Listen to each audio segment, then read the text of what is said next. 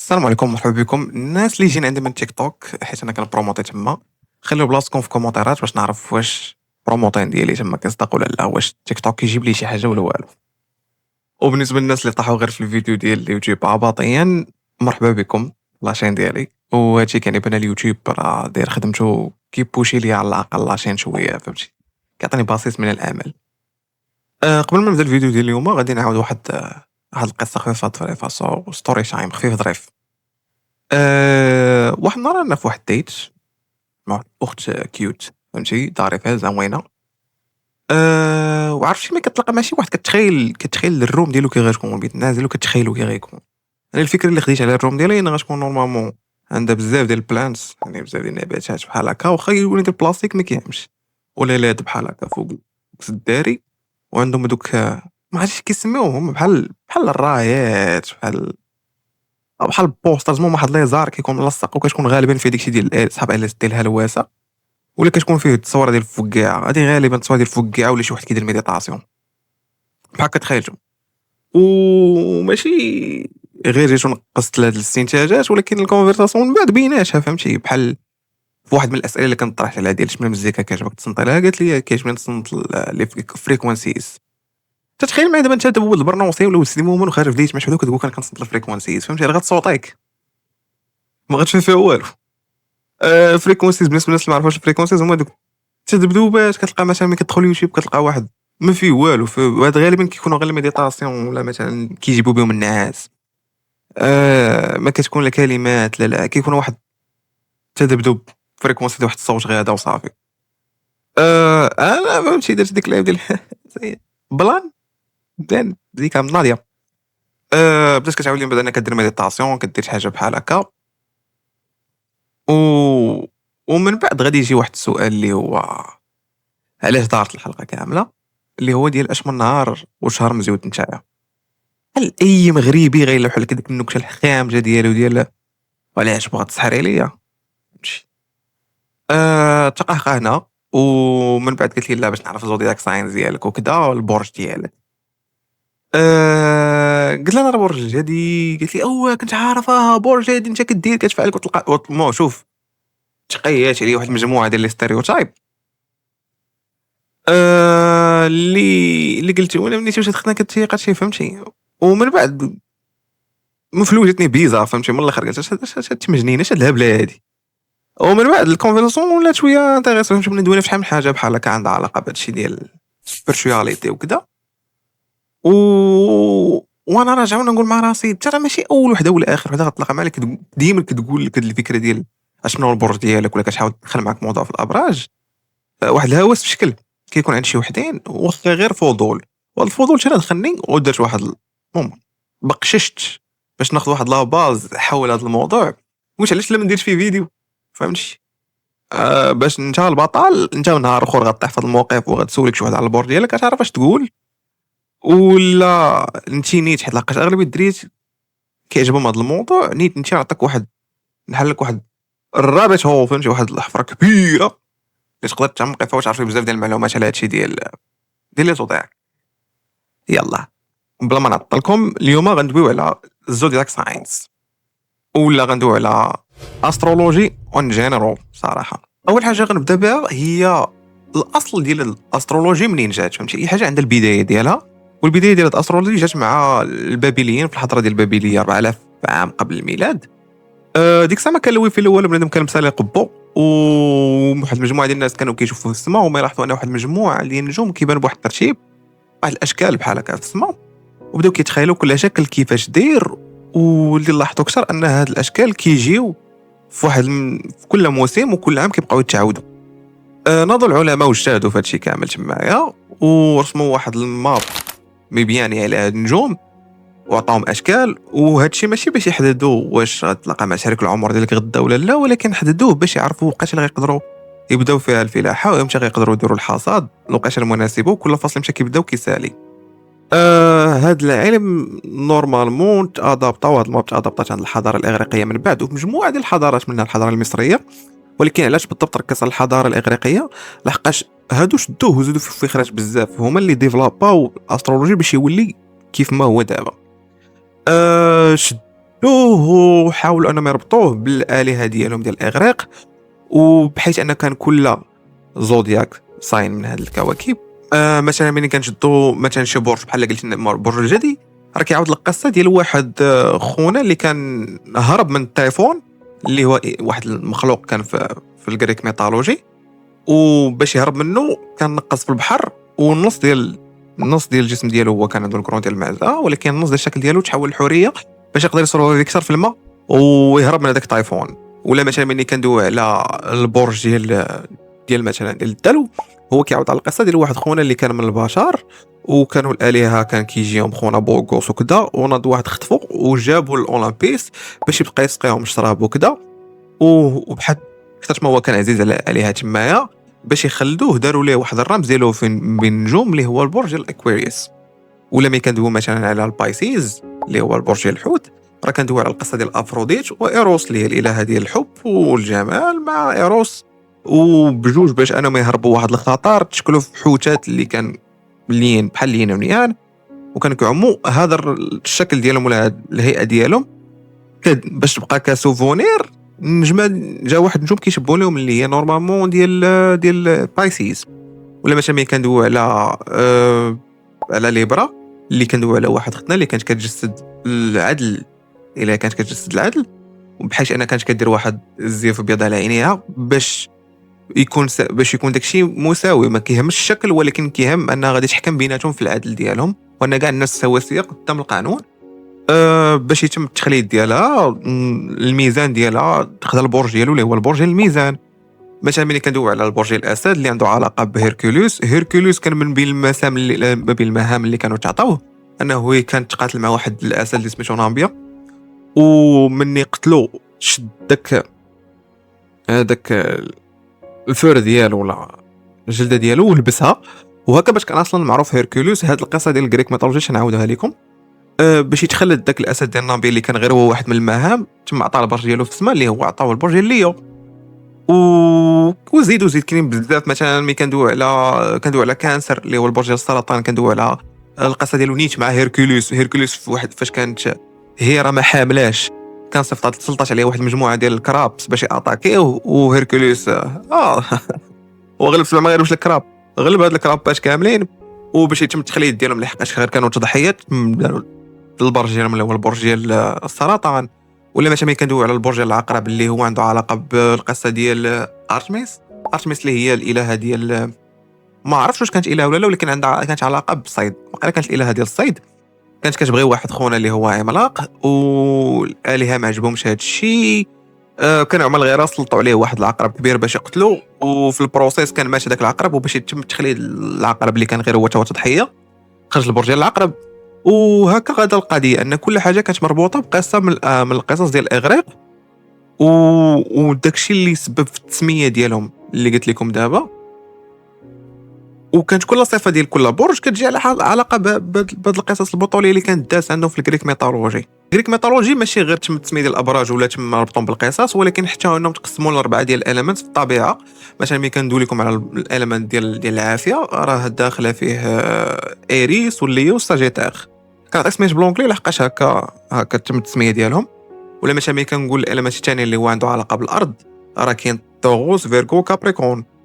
مي كنقولوا الاليمنت الثالث اللي هو عنده علاقه بالاير اللي هو البرد، راه كنقولوا جيميناي ليبرا واكواريوس. وكاين الاليمنت الاخر اللي هو ديال الواتر اللي هو كانسر سكوربيو بيسيس. كل واحد من هاد الاليمنت كانت معطى واحد الصفه اللي كتخليهم متميزين بها.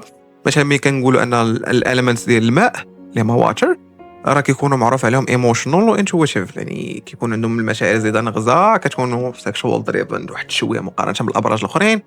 ملي كندويو على مثلا الاليمنت ديال الفاير، معروف عليهم انهم كيكونوا يعني مقصدرين اخويا، فهمتي اللي فمهم كيخرج، وكتكون عندهم واحد الانرجي زايده شويه على الاخرين، وكيكونوا دريمرز يعني باغيين يوصلوا.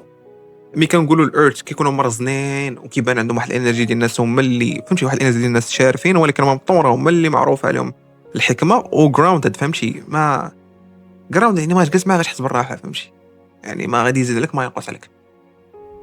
واير اللي كان معروف عليهم انهم ديما كيوريوس، يعني زعما عندهم واحد الفضول كبير، وسوشيالايزرز كيعرفوا يتشدوا مع الناس، ولكن معروف عليهم انهم يخمنوا عيني فيك، فهمتي؟ ما عارفينش بالضبط واش ديك الحاجه باغينا وما باغيناش. هادو كانوا صفات معطين لهاد الاليمنتس وداخلين في الديتاي في الابراج. من بعد هادشي ديال الابراج ما غاديش يبقى غير هو بحال هكا، ولكن غادي يتطور وغادي يعيش بزاف ديال القرون حتى انه غادي يوصل للقرون الوسطى. القرون الوسطى كانوا شويه زايدين النغزه فهادشي ديال الابراج، لحقاش بدا كيتخاد على انه واحد العلم ديال التنجيم وانه راه تقريبا صحيح، حيت لحقاش في هاد الوقيته كان الاسترونومي والاسترولوجي راه نفس الحاجه، حيت لحقاش كاينه واحد الحاجه سميتها الاسترونومي وهي العلم ديال الفلك والنجوم، وهو راه علم يعني راه كيتقرا في المدارس وماشي يجي ويدخل ليه، راه خاص تكون دماغ. جي عاش بزاف ديال السنين وداز بزاف ديال القرون، وحتى انا من وصلت للقرون الوسطى ما بقاتش كيف ما كانت، ولكن ولات عندها علاقه شويه بالتنجيم، زادوا فيه بزاف ديال الفخرات ولا كيتعتمد حتى في الحياه اليوميه. بحيث انا دابا الطبيب الا كان بغى يدير عمليه ما كيجيش يديرها حتى تعرف ان الكوكب ديالو ديال يعني البرج ديالو من كوكب داخل. هادشي كان كيأثر عليهم نفسيا وانهم كانوا كيعتمدوه بزاف، وكان كيتستعمل مثلا باش تلقى شريك العمر ديالك، كان كيتستعمل مثلا نشوف واش مزيان تسافر هذا النهار ماشي تسافر هذا النهار. وهادشي كيرجع لان الاسترولوجي كانت والاسترونومي كانوا بجوج داخلين كيتعتبروا نفس الحاجه، حيت الاسترونومي راه واحد العلم اللي حاليا راه كاين وماشي شي علم اللي عباطي، راه هو علم ديال الفلك والنجوم، راه نقدروا ندخلوا فيه شي ديال النظانيت. والاسترولوجي اللي هو عنده علاقه بالتنجيم والخرافات هو كان داخل، فهمتي؟ كان داخل هو في علم واحد. علاش؟ لحقاش باش تعرف البوزيسيون ديال الكواكب واحد الفتره معينه وطبقوا على طبقوا على انت البرج ديالك والنهار ديالك بحال هكا. راه ما كانش حاجه سهله. دابا راه تدخل الانترنت تقدر تقلب طق طق طق يطلع لك، ولكن في ديك الوقيته راه كنتي خصك تنجم خاص تنجم باش تعرف شنو من البرج وشنو من الكواكب اللي كانوا داخلين لك في ديك الوقيته اللي انت تزادي شي فيها. دابا ندوزو للنقطه الثالثه. دابا انت عارف الشهر اللي مزود فيه والنهار اللي مزود فيه، درتي واحد الريسيرش لقيت راسك انت مثلا واحد من الابراج. صديقي القصه ما كتساليش معايا لحقاش اكثر تعقيدا مما عارفين الناس. هذاك اللي كيطلع لك راه غير الكوكب ديال الشمس ديالك، يور سان ساين. يعني انت هذاك البرج اللي كيطلع لك وحنا كاملين عارفينه، وكاع الدراري اللي كيجيو كيقول لك هكا وكذا راه كيعرفوا حدهم كيعرفوا ذا سان ساين. ولكن القضيه راه اعمق من هكا. كاين واحد الحاجه اللي دخلتي قلب شي ناس مثلا البيرت شارت اللي هي بحال هكا ولا بحال هكا، ملي كتعطيها الديتاي مثلا ديال النهار والشهر والوقيته والنهار والمكان، كتعطيك واحد البيرت شارت اللي كتحدد لك كل كوكب فين اش من برج كان داخل فيه. هذاك اللي كيكون كلشي عارفه اللي عندها علاقه بالنهار والشهر، هذاك غير الكوكب ديال الشمس ديالك انت. اللي كيكون الادريس ديالك، يعني الهويه ديالك اللي باش معروف ولا اللي باش معروف. ولكن الا قلبتي مثلا على الكوكب ديال القمر ديالك اش من برج كان داخل فيه، هذيك عندها علاقه بالايموشن ديالك، يعني المشاعر ديالك والانر تشايلد ديالك. مثلا قلبتي على الميركوري اش من البرج كان داخل فيه، هذاك الكاركترزاسيون ديال داك البرج ديالك عندهم علاقه بالكوميونيكيشن. قلبتي على مثلا مارس عندها علاقه بالانرجي ديالك. قلبتي مثلا على جوبيتر غيطلع لك مثلا الظهر ديالك في الدنيا قداش داير، ولا شنو هو بالنسبه انت واش كتنمو ولا باقي مروج ولا كذا بحال هكا العقل ديالك. قلبتي على ساتيرن غيطلع لك الديسيبلين والعوائق انت كيفاش كتواجههم. وكاين واحد الحاجه سميتها ريزن ستار اللي هي كيفاش كتبان الناس، الماسك اللي كتلبس قدامهم. بالنسبه للناس الاسترولوجي كاينه واحد الحاجه نسيت ما قلتهاش، سميتها الريترو جريد ميركوري، يعني ميركوري ريترو جريد. كيفاش غنشرحها؟ هي بحال تخيل عندما انت راسك راكب واحد الطوموبيل وديز حداك واحد الطوموبيله، والطوموبيل ديز بالزربه. بالنسبه لها انت راه كتبان لها راجع شويه اللور، بالنسبه لواحد كتطلع مشاج من اللور كتبان انت راجع شويه اللور.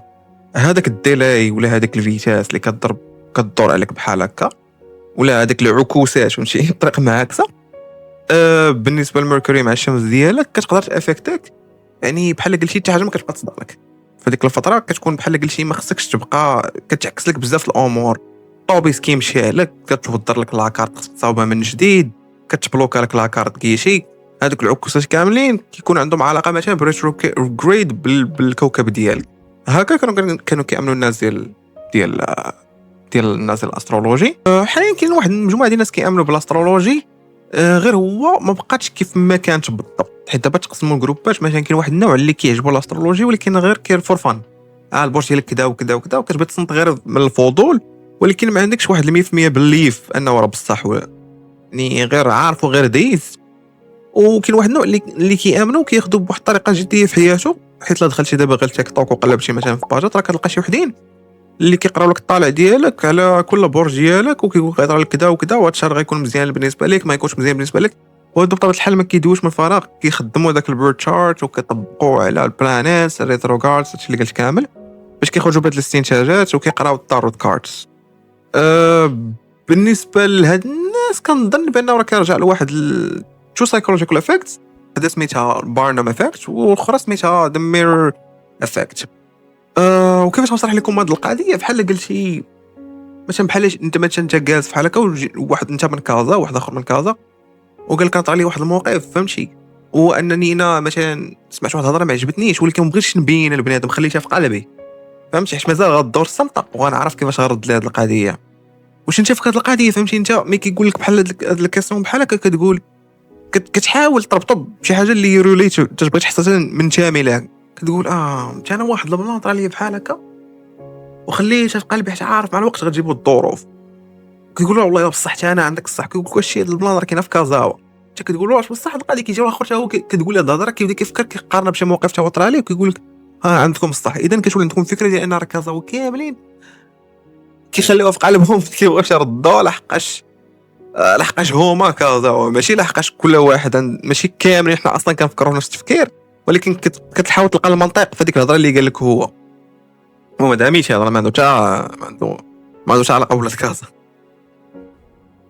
هاد القضيه ديما، هاد القضيه اللي كتخليك بزاف د الحوايج كتسمعهم وكتقولها بصح انا هاد القضيه راه حسيت بها انا فيا، واخا انت مع هذاك الموقف من عشرة المواقف، هذا الموقف واحد اللي جاتك شي فيه هادي كتركز على هادي وكتخلي دوك 9 كاملين كتقول كتبغي تنتمي، انت كتحس انك خاصك تنتمي لهاد الجروب ديال الناس. هذا ما كان، هذا هو الفيديو ديال اليوم، حاولت ندوي فيه بواحد الخلاصه اللي باز اللي كنعرف، ولا الفكره اللي واخدنا على الفكره الموضوع ديال الاسترولوجي، واش كنامن به لا، حيت لقاش ما يمكنش تامن على شي حاجه اللي ما عندها حتى معنى، ماشي ما عندها حتى معنى، هي فريمون علم زوين تقلب فيه بحال هكا تحاول تفهم فيه اكثر، ولكن كيبقى ثقافه عامه ما غاديش نجي ناخذو انا في الحياه ديالي، ولا غنحاول انني ما نتعاشرش مع واحد المجموعه ديال الناس لحقاش الزودياك ديالهم بعيد على الزودياك ديالي، ما عندها حتى معنى فهمتي.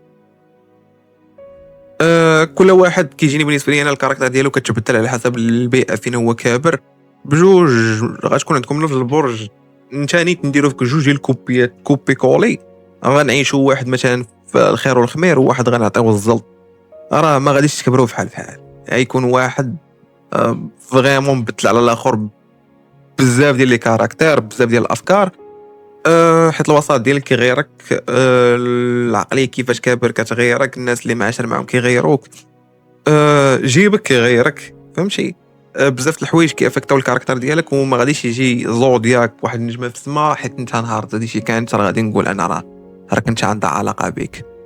وهذا هو الموضوع اللي دوينا فيه اليوم. الا عجبك الفيديو قولوا لي في كومونتير ولايك هذا الفيديو. ما عجبكش على لي كومونتير قول لي شنو ما عجبكش باش نحاول نبدلها فهمتي، انا باغي نديفلوبي هاد لاشين ونعاود فيها على بزاف د الحوايج اللي كيجوني كيوريوس وكنقلب فيهم. يلا باي باي، تجدر معك سبسكرايب البطال، تهلا لي فراسك.